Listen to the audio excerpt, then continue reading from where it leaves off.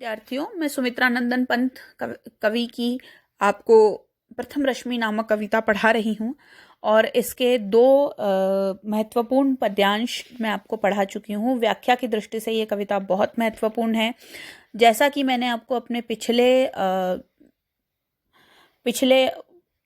उसमें समझाया कि पिछले पद्यांशों में की व्याख्या करते हुए मैंने आपको समझाया कि प्रकृति का सुकुमार कवि हम कवि सुमित्रा नंदन पंत को कहते हैं और हम सभी जानते हैं कि कवि सुमित्रा नंदन पंत जो हैं वो प्रकृति के निजता के पोषक हैं, है ना।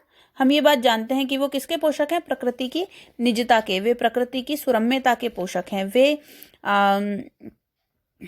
पोषक हैं हर उस चीज के जो प्रकृति से उनको मिली हुई है।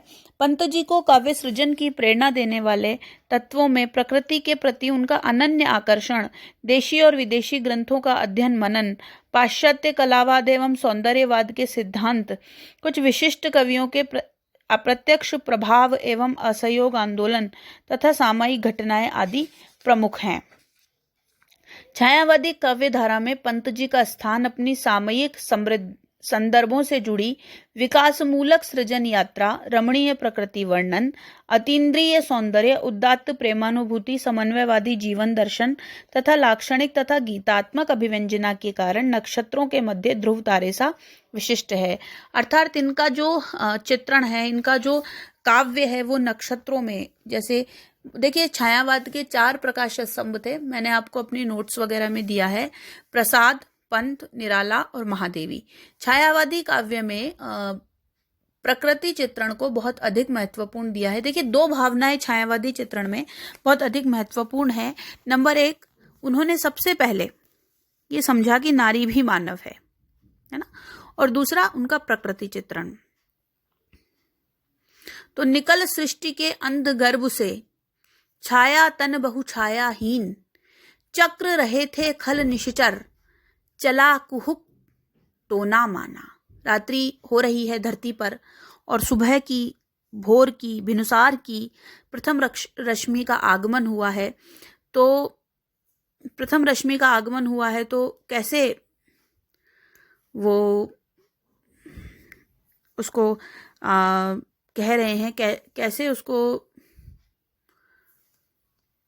वर्णित कर रहे हैं महाकवि सुमित्रा नंदन पंत।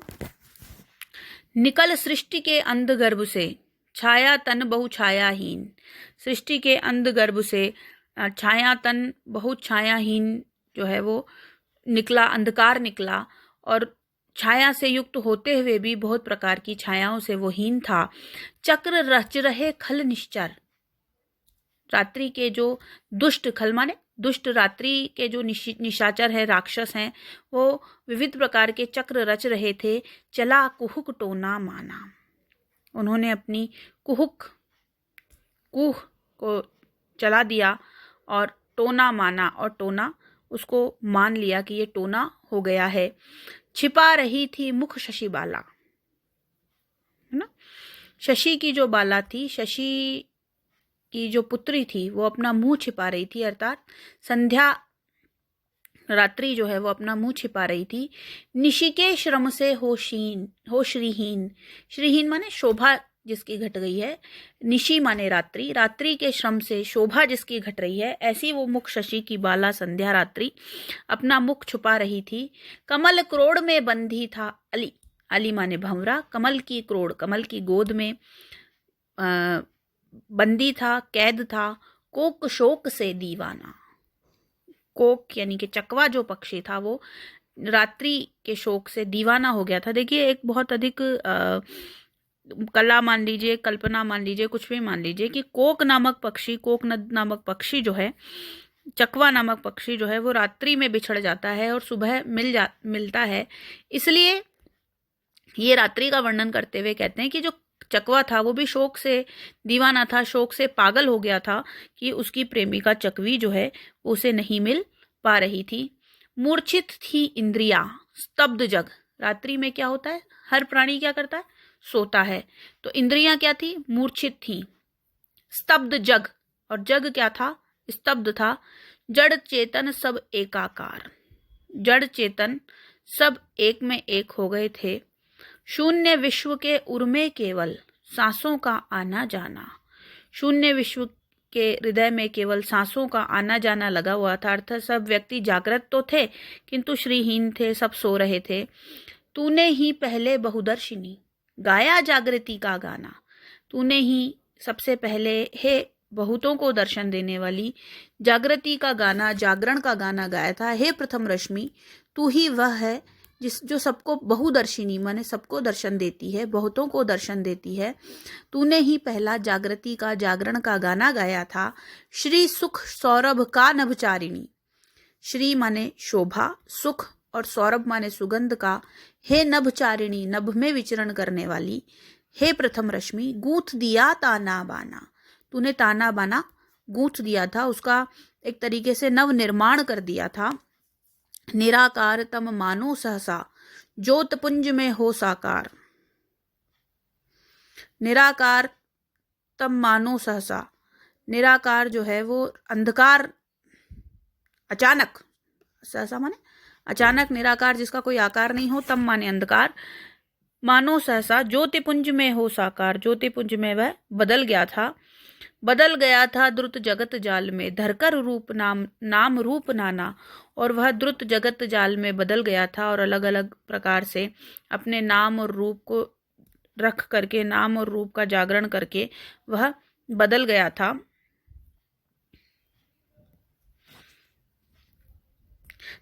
सिहर उठे थे पुलकित हो द्रुम दल।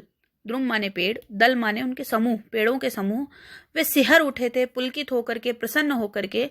सुप्त समीरण हुआ, समीरण शब्द समीकरण नहीं है ये, सुप्त समीरण हुआ अधीर। सोया हुआ समीर जो है, सोई हुई पवन जो है, वो बेचैन होकर के धीरे धीरे चलने लगी है। सहसा हास कुसुम अधरों पर, छलका हास कुसुम प्रिय होठों पर हंसी झलकने लगी।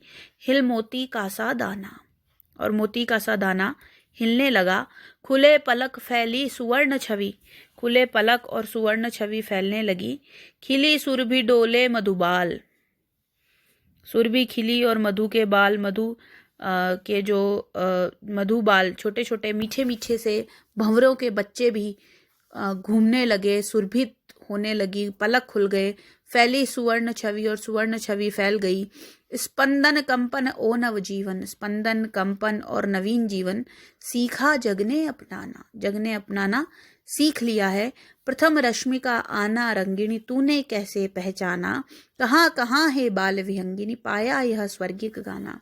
पलकें खुल गई हैं, सोने की सी आभा, छवि शोभा आभा फैल गई है। सुरभि खिल चुकी है, डोले मधुबाल, और मधु मीठे मीठे बालक डोलने लगे हैं। स्पंदन कंपन ओ नवजीवन, स्पंदन कंपन और नवीन जीवन। सीखा जगने अपनाना, जगने अपनाना सीख लिया है।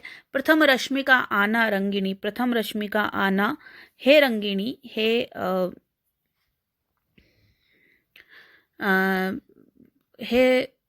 रंगिणी, है और रंगों को जागृत करने वाली। है प्रथम रश्मि, तूने कैसे पहचाना, तुझे कैसे पता लगा प्रथम रश्मि का आना।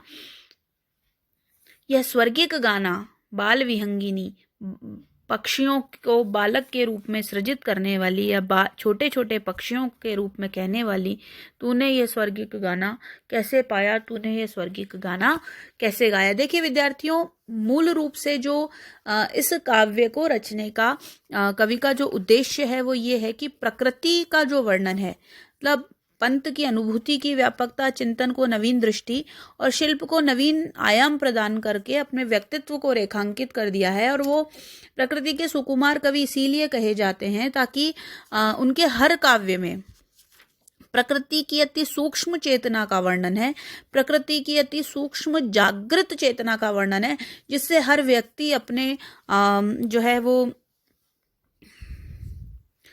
अपने आप को, अपने जो कह सकते हैं कि अपने प्रकृति के तादात्म्य में रहे, अपने प्रकृति के सहचर में रहे। और यही कारण है